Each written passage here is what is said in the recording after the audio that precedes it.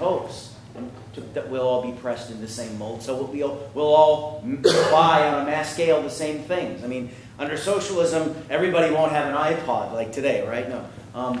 It's complete sameness. That's what's pressed on us in this society. And in fact, the individualism for most people is really social isolation, where you're expected, even though you work collectively in workplaces, you're expected to fend for yourself on the wage that you receive. So how most people experience individualism is isolation, worrying about their family, worried about where the next paycheck is going to come from, and the freedom at the top is the freedom to exploit. And what Marx is talking about actually is that communism is not about everybody living in barracks and wearing the same clothes. It's about creating a system of cooperation and sharing, utilizing the resources that capitalism, the wealth and resources that workers have created under capitalism to create the conditions in which the individual can flourish. And so that's the argument, Marx says, that actually you can only have a free flourishing individual that actually has real choices about what they do in society with their bodies and with other people, you can't have that without a set of cooperative social relations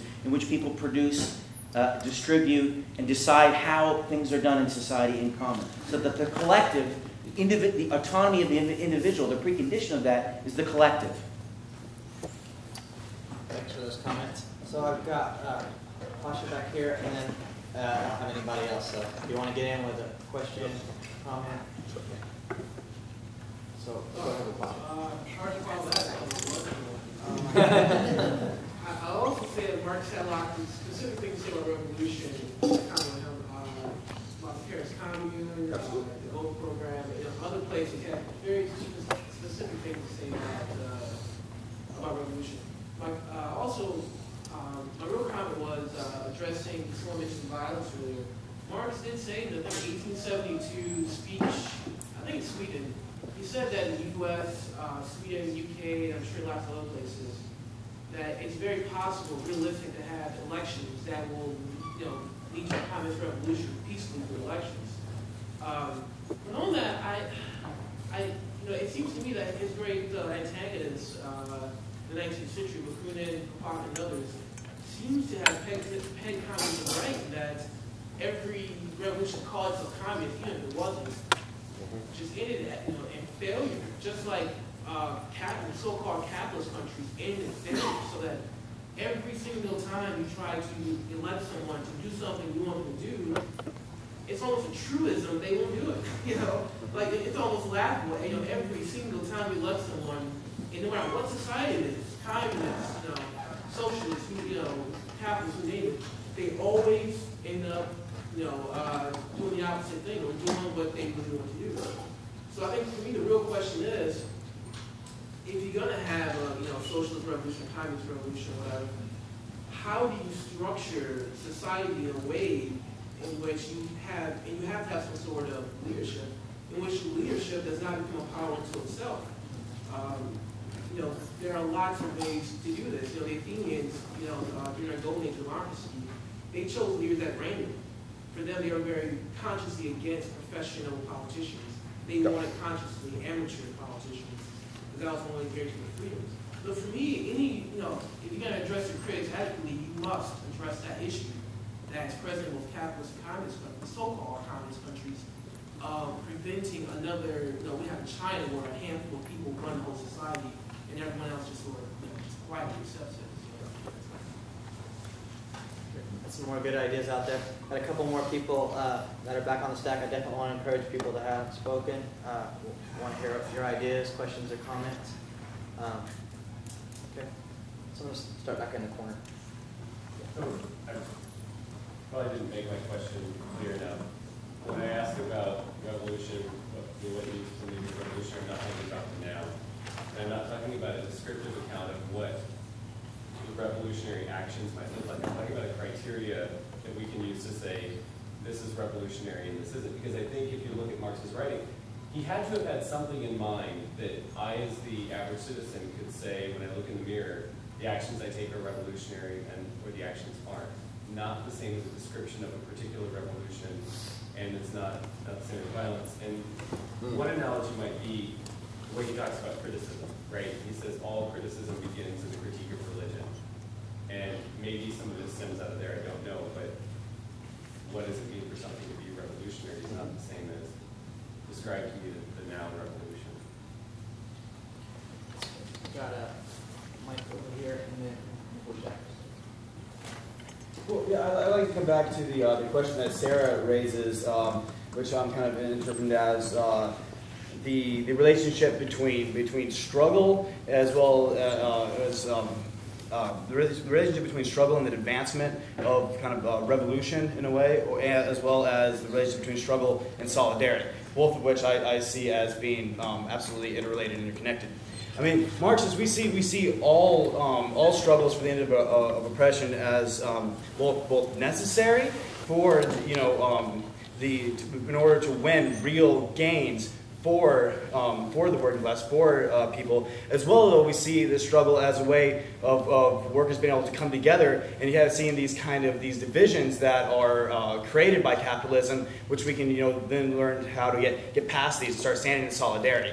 And I think a great example of this right now you can look at is the boycott, divestment, sanction movement that's going on that's ending Israeli apartheid.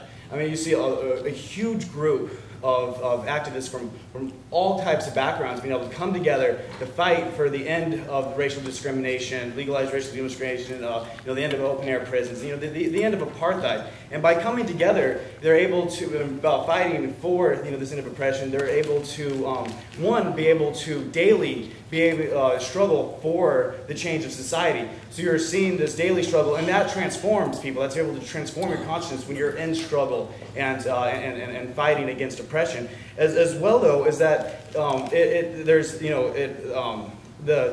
struggle for the end of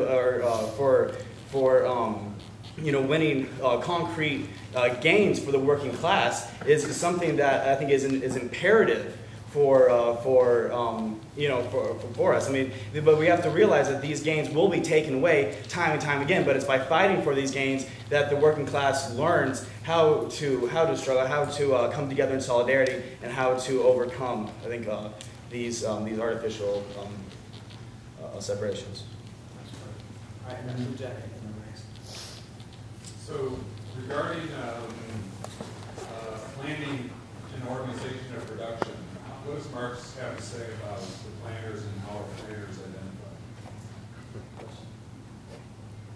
All right, I got it over here, and then I got an open stack.